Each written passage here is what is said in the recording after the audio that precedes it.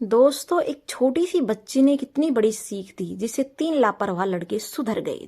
कहानी को अंत तक जरूर देखना। एक गांव में 3 लड़के रहते थे, राम, श्याम और राजू।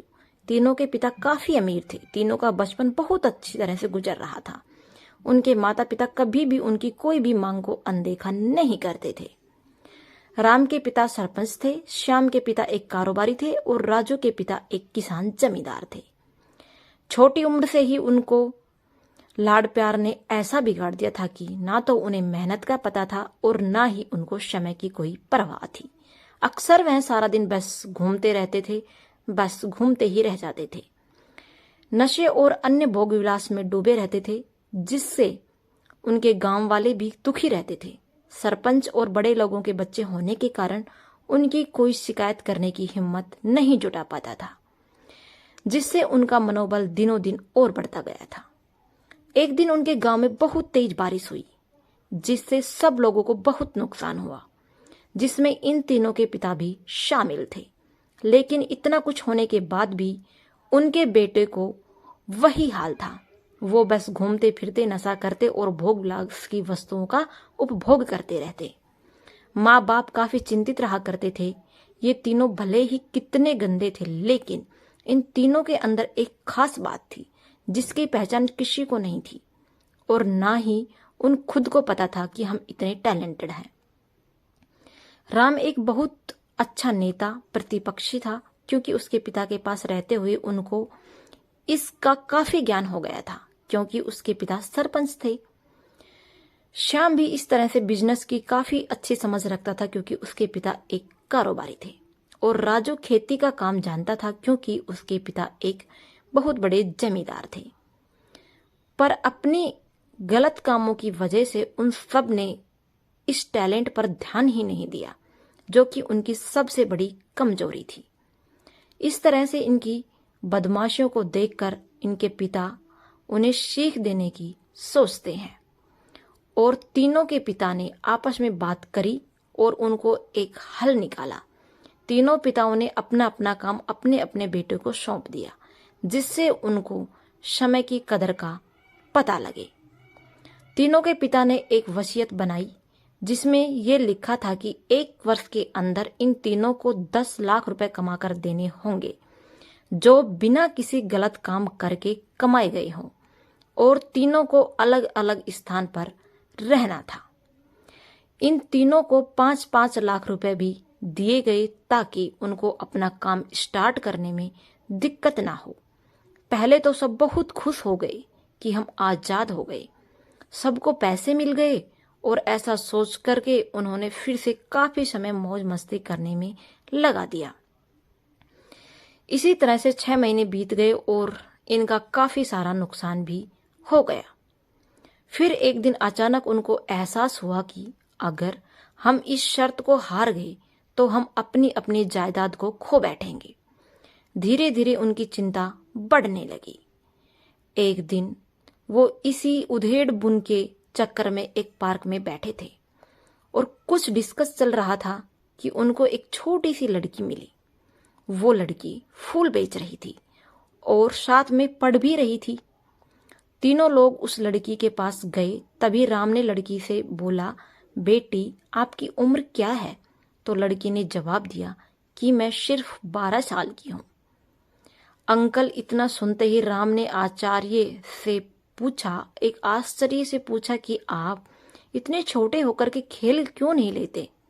इस तरह लड़की ने जवाब दिया कि देखो, मेरे पापा अब इस दुनिया में नहीं है और मेरी माता जी बीमार रहती है, इसलिए मैं ये काम करती हूँ।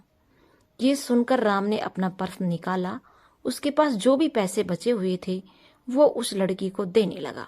उसके बाद लड़की ने बोला, अंकल आप भी फूल ले लो, मुझे बहुत खुशी होगी, क्योंकि मैं अगर आपसे फ्री में पैसे लूंगी तो फिर मेरी पढ़ाई में मन नहीं लगेगा, मैं कामचोर बन जाऊंगी, क्योंकि यही समय है जिस समय मैं अपना भविष्य लिख सकती हूँ। राम ने उस लड़की के सारे फूल ले लिए और तीनों घर लौट आई।